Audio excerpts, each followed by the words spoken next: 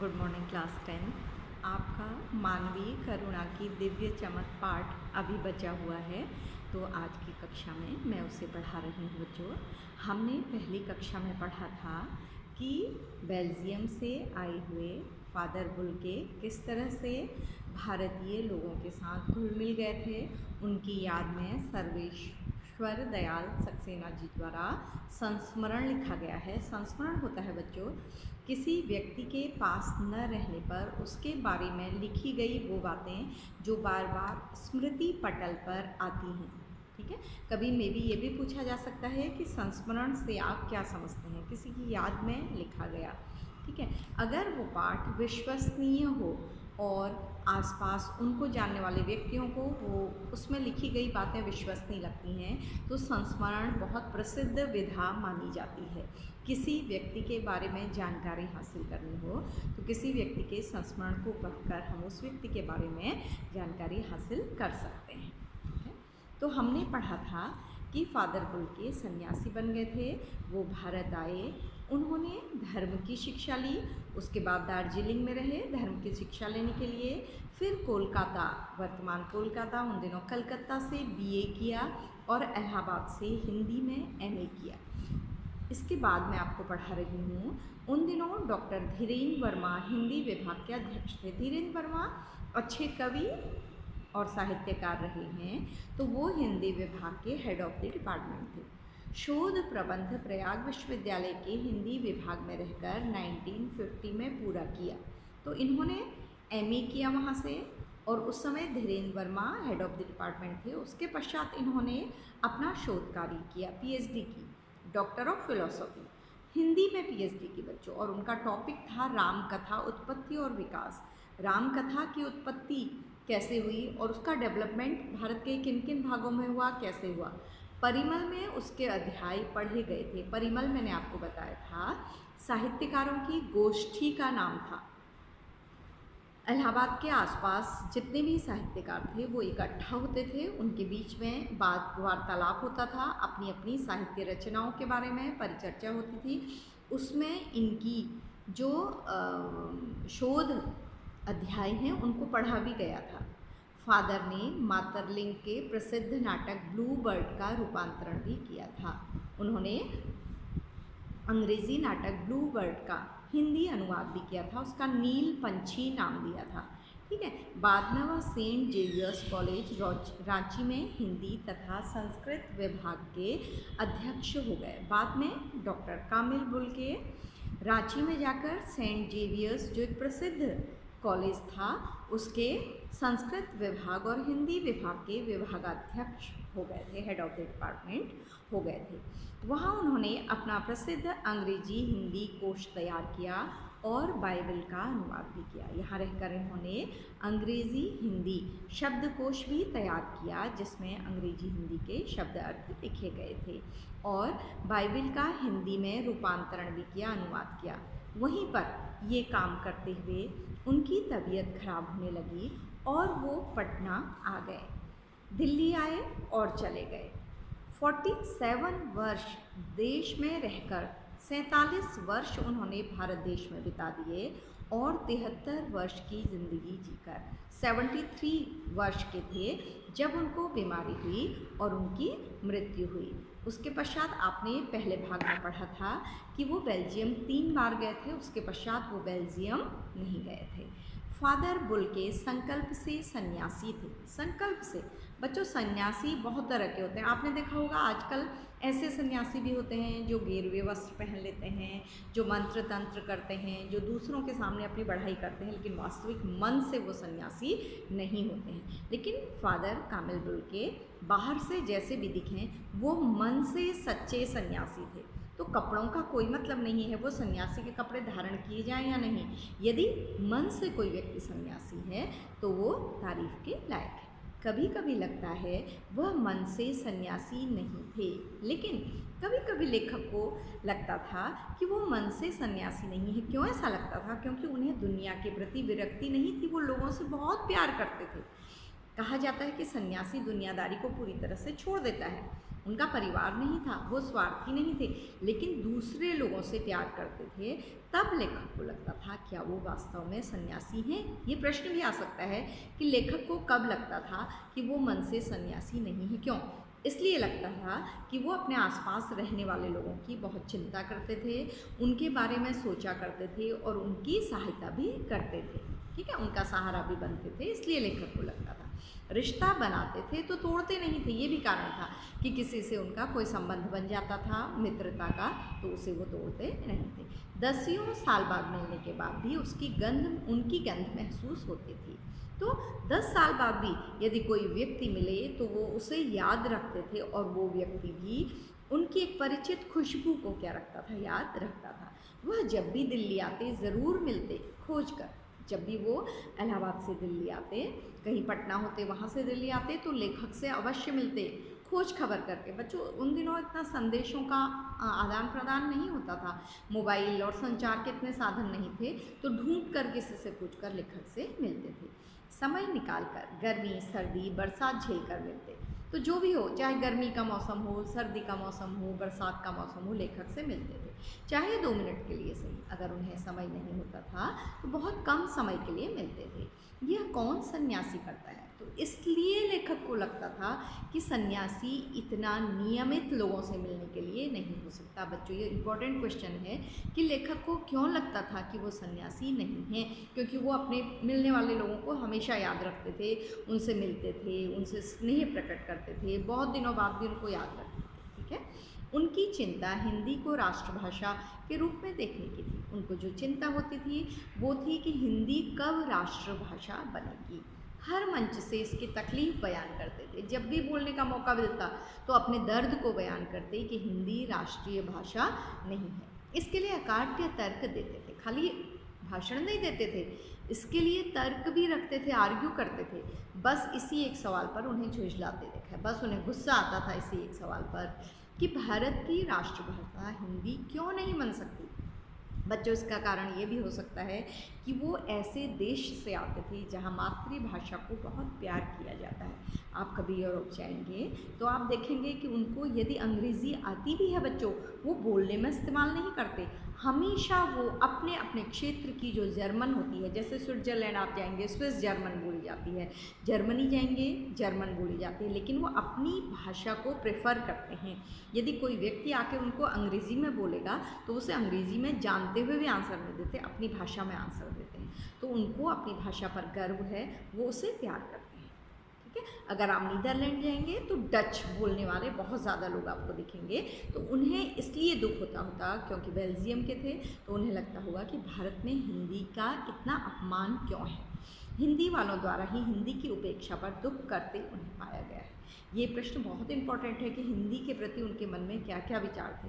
उन्हें बहुत दुख होता था कि हिंदी भाषी लोग ही, भारत के लोग ही हिंदी का क्या करते हैं, अपमान करते हैं। घर परिवार के बारे में, निजी दुख तकलीफ के बारे में पूछना उनका स्वभाव था, और बड़े से बड़े दुख में उनके मुख से सांत्वना के जादू भरे 2 शब्द सुनना एक ऐसी रोशनी से भर देता जो किसी गहरी तपस्या से जन्मती है।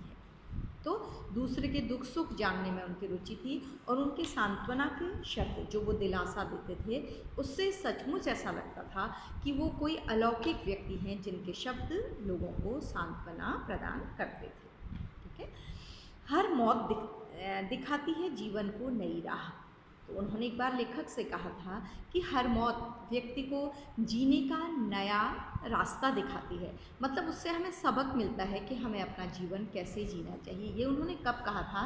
जब लेखक के पत्नी और पुत्र की मृत्यु हो गई थी। उस मृत्यु के पश्चात लेखक अनमने थे, परेशान थे, व्याकुल थे। तो तब कामिल बुल्के, फादर कामिल बुल्के के शब्दों से उन्हें बहुत शांति मिली। उन्होंने लेखक से क्या कहा था? हर मौत दिखाती है जीवन को नई राह, मतलब किसी की मौत हो जाना जीवन के रास्ते बंद नहीं होते, बल्कि वो मृत्यु मनुष्य को जीने के लिए नए रास्ते देती है। कि क्या रास्ते देती है? कि जीवन बहुत लंबा नहीं है, उसमें समय रहते ही अपने काम हमें क्या कर लेने चाहिए, कर लेने चाहिए। ठीक है बच्चों, ठीक से समझिएगा क्या क्या क्वेश्चन बन रहे हैं, ये भी देखिएगा। आज वह नहीं है तो लेखक मैंने आपको बताया था कब लिख रहे हैं, उनकी मृत्यु के पश्चात। दिल्ली में बीमार रहे और पता नहीं चला, दिल्ली में बीमार हुए लेकिन लेखक को देर में पता लगा। बाहें खोलकर इस बार उन्होंने गले नहीं लगाया। इस बार मृत्यु के पश्चात जब लेखक गए तो उनका अलग ही रूप दिखा। वो बाहें खोलकर किसी का इंतजार नहीं कर रहे थे क्योंकि अब वो मृतदेह थी। जब देखा वे बाहें दोनों हाथों की सूजी उंगलियों को उलझाए ताबूत के जिस्म में पड़े थे। तो इस तरह से उलझाए हुए वो ताबूत में पड़े हुए थे। ताबूत मृत्यु के पश्चात लकड़ी का वो बॉक्स जिसमें मृतदेह को रखा जाता है। ठीक है, जो शांति बरसती थी वह चेहरे पर स्थिर थी। उनके चेहरे में जो शांति दिखाई देती थी वो आज भी मृत्यु के पश्चात भी दिखाई दे रही थी। तरलता जम गई थी, उनकी जो करुणा थी चेहरे से टपकने वाली वो आज क्या हो गई थी, स्थिर हो गई थी, क्योंकि वो छलक नहीं सकती थी क्योंकि वो मृतदेह थी। 18 अगस्त 1982 की सुबह 10 बजे का समय था। दिल्ली में कश्मीरी गेट के निकलसन कब्रगाह में उनका ताबूत एक छोटी सी नीली गाड़ी में उतारा गया। लेखक की मृत्यु की घटना का वर्णन करिए, ये भी क्वेश्चन आ सकता है। तो निकलसन कब्रगाह में उनकी ताबूत को, उनकी जो कॉफिन थी उसको उतारा गया एक नीली गाड़ी से। कुछ पादरी रघुवंश जी का बेटा, रघुवंश जी उनके मित्र थे, उनका बेटा, उनके परिजन राजेश्वर सिंह ने उतार रहे थे। ठीक है, उनके राजेश्वर सिंह रघुनंदन सिंह के रिश्तेदार थे, वो लोग उनको ताबूत में गाड़ी से उतार रहे थे। फिर उसे उठाकर एक लंबी सकरी उदास पेड़ों की घनी छांव वाली सड़क से कब्रगाह के आखिरी छोर तक ले जाया गया। तो फिर एक लंबी सड़क से लग रहा था कि पेड़ भी सब शांत हो गए हैं, परेशान हैं, शोकमग्न हैं। पेड़ तो शांत रहते हैं बच्चों, लेकिन लेखक को आज लग रहा था कि कामिल बुल्के की मृत्यु से पेड़ क्या हैं, उदास हैं। तो वहाँ से उनको कब्रगाह में ले जाया गया, जहाँ धरती की गोद में सुलाने के लिए कब्र अवाक मुंह खोले लेटी थी। जहाँ कब्र भी ऐसा लग रहा था कि मुंह खोले आश्चर्यचकित है कि इतना बड़ा सन्यासी आज उसकी गोद में समाने जा रहा है।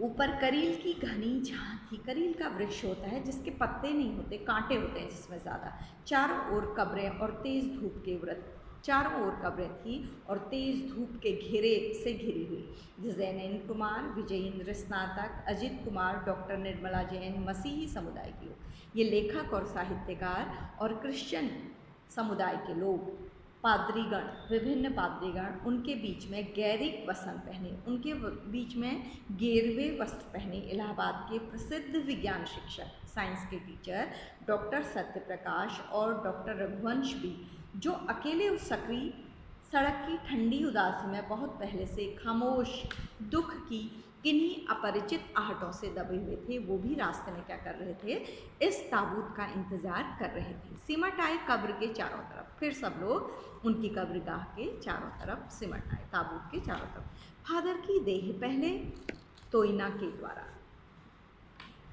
फादर की देह पहले कब्र के ऊपर लिटाई गई, पहले उसको लिटा दिया गया ताबूत के समेत।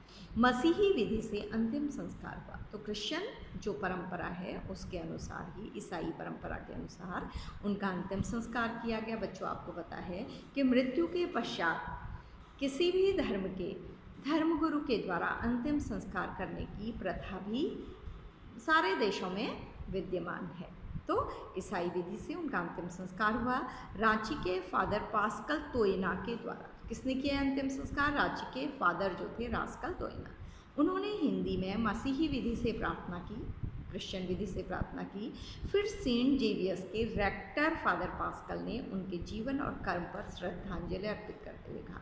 फिर सेंट जेवियर्स, जहाँ ये विभागाध्यक्ष थे, वहाँ के रेक्टर फादर पास्कल ने उनके जीवन पर प्रकाश डाला कि उन्होंने क्या क्या किया। कहा, फादर बुल्के धरती में जा रहे हैं, अब उनकी मृत्यु हो गई है, अब उन्हें धरती में समा दिया जाएगा। उनके जीवन और कर्म पर श्रद्धांजलि अर्पित करते हुआ इस धरती में ऐसे रत्न और पैदा हों। मतलब ये धरती जो फादर बुल्के के शरीर को जिसमें दफनाया जा रहा है, उस धरती से हमारी प्रार्थना है कि इस धरती में ऐसे लोगों का जन्म और हो। डॉक्टर सत्यप्रकाश ने भी अपनी श्रद्धांजलि में उनके अनुकरणीय जीवन को नमन किया। डॉक्टर सत्यप्रकाश ने भी उनके जीवन के बारे में कुछ कहा, उनके जीवन को नमन किया। फिर देह कब्र में उतार दी गई और उसके पश्चात उनकी देह को ताबूत सहित कब्र में लिटा दिया गया। मैं नहीं जानता इस सन्यासी ने कभी सोचा था या नहीं कि उनकी मृत्यु पर कोई रोएगा। इस सन्यासी ने शायद कभी सोचा ही नहीं हो कि कितने लोग उनसे प्यार करने वाले हैं, क्योंकि सारे लोग वहाँ पर रो रहे थे। उन्होंने शायद इस बारे में कभी विचार किया हो या नहीं किया हो, क्योंकि मृत्यु के बारे में विचार करने का उनके पास समय नहीं था। लेकिन उस क्षण रोने वालों की कमी नहीं थी। लेकिन फादर की मृत्यु के पश्चात अनेकों लोग रोने वाले थे। नम आँखों को गिनना स्याही फैलाना है। तो लेखक ने ये वाक्य बहुत इंपॉर्टेंट है बच्चों, ये क्वेश्चन के रूप में आता है कि नम आँखों को गिनना स्याही फैलाना क्यों कहा गया है। इसलिए कहा गया है कि अगर रोने वाली आँखों को गिनकर लेखक उनके बारे में लिखते हैं कि वो लोग कितने थे, तो ये स्याही फैलाना, स्याही बर्बाद करने जैसा होगा, क्योंकि इतने लोगों का वर्णन नहीं किया जा सकता। इसका मतलब ये है कि फादर की मृत्यु पर रोने वाले अनगिनत लोग थे जिनका वर्णन नहीं किया जा सकता। इसलिए कहा है स्याही फैलाना मतलब स्याही बर्बाद करना होगा। ठीक है, इस तरह हमारे बीच से वह चला गया, वह फादर बुल्के, जो हम में से सबसे अधिक छायादार, फल फूल गंध से भरा और सबसे अलग, सबका होकर सबसे ऊंचाई पर मानवीय करुणा की दिव्य चमक में लहलहाता खड़ा था। मतलब एक ऐसे वृक्ष से तुलना की है जो हमसे घनी छाया देने वाला था, मतलब दूसरों का ध्यान रखने वाला था, परोपकार करने वाला था। छाया से मतलब है दूसरों को आश्रय देना, दूसरों का भला सोचना। ठीक है, फल फूल गंध से भरा था, दूसरों का परोपकार करने वाला, अपनी करुणा की सुगंध से लोगों को प्रेम करने वाला, और सबसे अलग था, सबसे भिन्न था, सबका होकर सबसे ऊंचाई पर, और सबका अपना, सबको अपना लगता था, और लगता था कि वो मानवों से, सामान्य स्वार्थी मानवों से थोड़ा क्या था, ऊंचाई पर खड़ा था। मानवीय करुणा की दिव्य चमक में लहलहाता, ये पाठ का जो शीर्षक है, मतलब उसके अंदर मानवीय करुणा इतनी भरी थी कि वो उसके चेहरे से वो तेज टपकता था, वो तेज दिखाई देता था, उनमें मानवीय करुणा की दिव्य चमक को महसूस किया जाता था, उस आभा को महसूस किया जा सकता था, जिसकी स्मृति हम सबके मन में जो उनके निकट थे किसी यज्ञ की पवित्र आँच की तरह आजीवन बनी रहेगी। जो फादर की संपर्क में एक बार भी आया होगा या अनेकों बार आया होगा, वो उनके स्मृति को, उनकी अविस्मरणीय कामों को कभी भुला नहीं सकता, उनके प्रेम को, उनकी करुणा की दिव्य चमक को कभी भुला नहीं सकता। मतलब एक पवित्र आग, एक ज्योति की तरह वो उनके मन में विद्यमान रहेगी। मतलब फादर कभी मन से भुलाई जाने वाले व्यक्ति नहीं थे। मैं उस पवित्र ज्योति की याद में श्रद्धा न हूँ। तो लेखक ने अंत में लिखा है कि वो भी उस पवित्र ज्योति, वो उन्हें इंसान मानते ही नहीं, उन्हें दिव्य मानते हैं, अलौकिक मानते हैं, तो उस पवित्र ज्योति की याद में श्रद्धा न हूँ। तो बार बार मैं श्रद्धा से उनके आगे विनम्र होकर झुकने का मन करता है, झुक जाता हूँ। जब भी उनकी याद आती है मैं श्रद्धा से भर उठता हूँ और फादर बुल्के के सामने अपने सर को क्या कर लेता हूँ, उनकी याद में झुका लेता हूँ। तो बच्चों, इस तरह से फादर के प्रति लेखक के मन में श्रद्धा क्यों थी, लेखक को उन्होंने कब सहारा दिया, उनके पत्नी और पुत्र की मृत्यु पर उन्होंने क्या कहा, और लेखक को उनके वचन कैसे लगते थे, और उनकी मृत्यु पर किस तरह का दृश्य उत्पन्न हुआ, या विभिन्न लोगों ने उनकी मृत्यु पर अपने क्या विचार प्रकट किए। तो ये सारे क्वेश्चन हैं जो इसमें बनते हैं। अगली कक्षा में मैं इसके प्रश्न उत्तर भेजूंगी बच्चों, लेकिन मैं आपसे गुजारिश करती हूँ बच्चों कि प्रश्न उत्तर को एज इट इज कॉपी मत करिए, उनको जो पढ़ाया गया है, इतना समझाया गया है, उसको सुनकर भी प्रश्न उत्तर लिखने की और समझने की प्रैक्टिस करिए, क्योंकि एग्ज़ाम हमेशा घर पर बैठकर नहीं होंगे बच्चों। ठीक है, तो आपको हॉल में भी आना पड़ेगा, कॉलेज में भी एग्ज़ाम देना पड़ेगा, तो उसकी प्रिपरेशन करिए। तो इस तरह से बच्चों, आज हमने फादर बुल्के के जीवन पर आधारित ये पाठ पूरा कर लिया है। अब अगली कक्षा में इसका लिखित कार्य करिएगा आप। इधर आपको एक्टिविटी भी करनी है, इसलिए मैं आज लिखित कार्य नहीं भेज रही हूँ, इसकी अगली कक्षा में भेजूँगी। उसके कुछ दिन के पश्चात आपकी कॉपी भी कॉलेज से वापस आ जाएगी। तो इस तरह से बच्चों, आज हमारी यह कक्षा यहीं पर समाप्त होती है। Thank you class, thank you बेटा, अपना ध्यान रखिए और पढ़ाई करिए।